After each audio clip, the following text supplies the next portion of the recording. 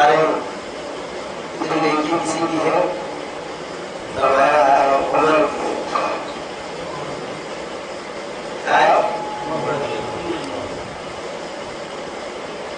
مجھے ابو بکر صدیق رضی اللہ کے بارے میں کیا ہے؟ فرمائے عمر کی ساری نیکیاں ابو بکر کی ایک نیکی تک نہیں پہنچی.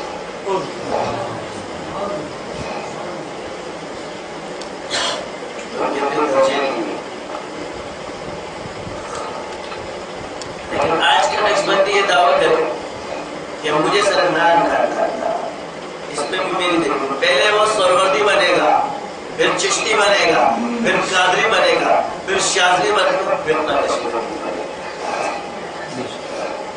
اب پوچھو کیوں؟ جب مجدد نے 4 سلسلے طے کیے تو تجھے ایک سلسلے کس دلیل سے ملے گا؟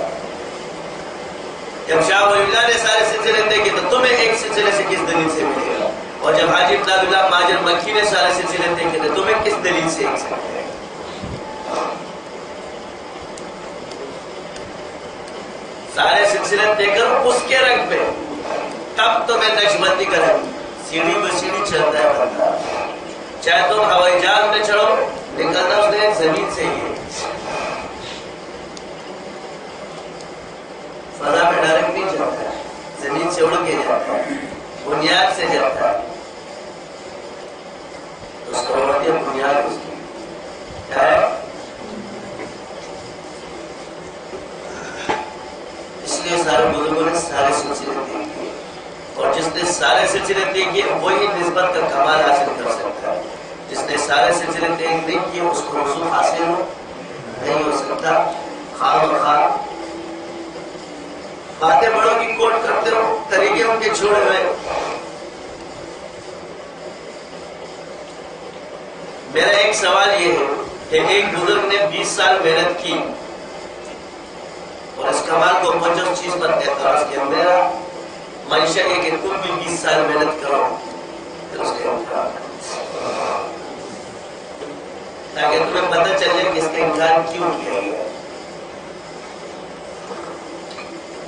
بعض اوقات ہم اقوال پر عمل کرتے ہیں، اس کا نقصان ہے.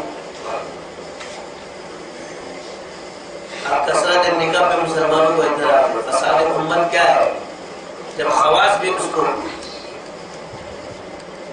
ماتا ٹیکنا شروع کر. خواتین بیٹھی ہوں گی، ہمارا دور کوئی موضوع ہو رہی، آپ جا کے مسلمان خاتون ہو، وہ ایمان تمہاری عورتیں کہاں سے لاؤ جو اپنے شوہروں کی شادی میں خود کرائیں گے؟ یہاں خودکشیاں کرنے کے لیے تیار ہے، زہر پینے کے لیے تیار ہے، لیکن اللہ کے حکم میں چلنے کے لیے کوئی تیار نہیں ہو. جیسے ان کے آبا باپ کی تقریر، یہ زندگی ان کی ہے، وہاں جا کے جو ہے ساری قیامت کے دن جو ہے کھانا تمہارا خراب ہوگا. یہ سمجھ نہیں کیا ہے. چند دن کی زندگی کی تکلیفیں برداشت نہیں ہے، آخرت کی تکلیف برداشت کرنا ہے. یہ کیا ہے؟ یہ جہالت. یہ کس نے کیا؟ یہ ہم نے کیا. اچھا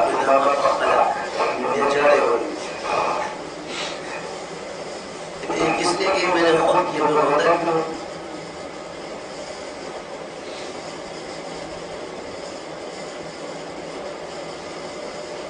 شریعت اٹل ہے. اگر کوئی شخص شریعت کے حکم پر عمل کرے تو اس پر احترام مت کرو. مسئلہ دلیل سے کیا جاتا ہے. میں کہتا ہوں تو کیوں کہتا ہے؟ تیرا کہنا میری حجت ہے. اب تیری رائے تیرے معتبر ہے، جو تیرے مقلد ہے کر، ہمارے پر احترام نہیں. ہم تو دلیل مانگیں گے، ہمیں دلیل دو. ہمارے پاس تم سے زیادہ مرضی ہے. میں نے ایک حضرت سے عرض کیا، آپ کہتے ہو کہ تسخیر نہیں. میں نے کہا میرا ایک سوال ہے، حضور نے جنات کو دعوت دی؟ جی دی. میں نے کہا سوال یہ پیدا ہوتا ہے کہ خانہ کعبہ میں کیوں نہیں بلایا، وہاں یہ جن کیوں تشریف لے کر گئے؟ یہ بھی ایک سوال ہے. کیا وجہ ہے؟ صحرا میں گئے؟ جی. میں نے کہا عبداللہ اپنے مسعود کو حصار میں بٹھایا؟ جی. میں نے کہا خود حصار میں نہیں بیٹھے؟ میں نے کہا نبی حصار میں نہیں ہے، صحابی حصار میں ہے، ہم صحابہ کی تقلید کریں گے لہذا حصار ہمارے لیے ہو گیا. جی. میں نے جن کو دعوت دینا ثابت ہو گیا. میں نے کہا اب آپ مجھے بتاؤ جنات کو کس دلیل سے دعوت ہو گئی؟ اردو نے چلا کشی ناممکن ہے.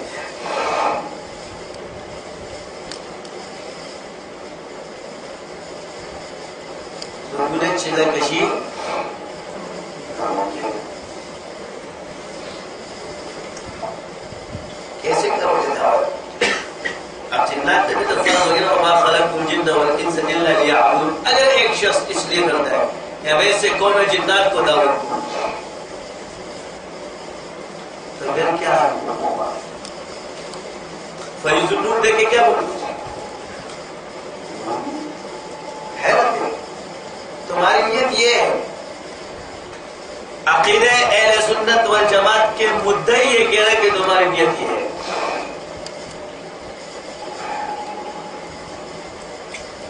کون کہہ رہا ہے؟ عقیدہ اہل سنت والجماعت اس کا مدعی کہتا ہے کہ تمہاری نیت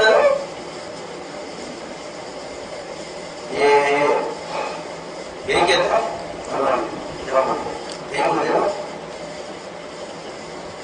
عقیدہ اہل سنت والجماعت کے اندر یہ عقیدہ ہے کہ علم غیب میں آتی ہے سوائے اللہ کے کسی کو پتہ نہیں کہ اس کے دل میں کیا ہے جب تک کہ اللہ نہ بتائے.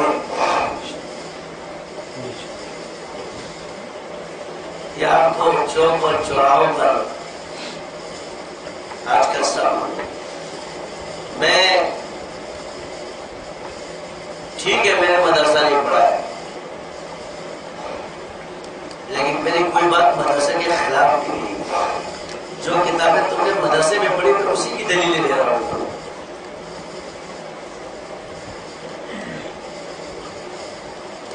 جو لکھی آپ نے اسی کے دلائل دے رہا ہوں. کسی اور کی تو نہیں دے رہا. نہ اسرار نائک کے دے رہا ہوں نہ اسرار نائک کے دے رہا ہوں. سارے وہی دے رہا ہوں جو اہل سنت والجماعت کے. فعل مباح کو کبیر کہنا حرام کہنا آپ نے شریعت کے ایک اصول کو حرام قرار دے دیا. کیا کر دیا؟ گویا شریعت کی جو مباح ہے آپ نے اس کو کہہ دیا حرام ہے. کیا ہے؟ اس پر ایک دلیل یہ دی جاتی ہے کہ اس کو خاص سمجھنے والے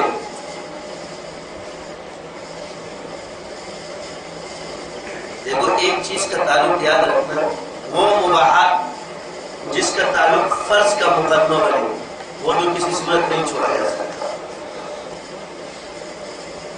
ٹھیک ہے. مگر وہ مباحات جس سے مستحبات سنت غیر موقدہ نوافل کی عبادت کی اس کا ترک اولا ہے اس کو چھوڑ دینے میں اس پر تاکید بدعت ہے. مگر وہ جو فرض کا مقدمہ بنتی ہے اس کی تاکید بدعت نہیں آتی. اب میں عرض کرتا ہوں کہ جادو کے ذریعے بد عقیدگی پھیلتی ہے تو عقیدہ بچانا فرض عین ہے یا نہیں؟ جی صاحب یہ عقیدہ اس تعویذ سے بگڑتا بھی ہے اس تعویذ سے بنتا بھی ہے. اس کی مثال لے لو کہ ایک بندہ بگڑتا تصوف کی وجہ سے سدھرتا بھی تصوف کی وجہ سے. دونوں چیزیں ساتھ ساتھ چل رہی ہیں. اصل عالم اگر علماء حقانین ہیں تو علماء سو بھی ہے. اگر صوفیہ اصل بھی ہے تو صوفیہ خوشک بھی تو ہے جاہل بھی تو ہے. اور اسی طرح اس علم کے اندر جو عامل حضرات بیٹھے ہیں وہ جاہل بھی تو عالم کامل بھی تو ہوتے ہیں.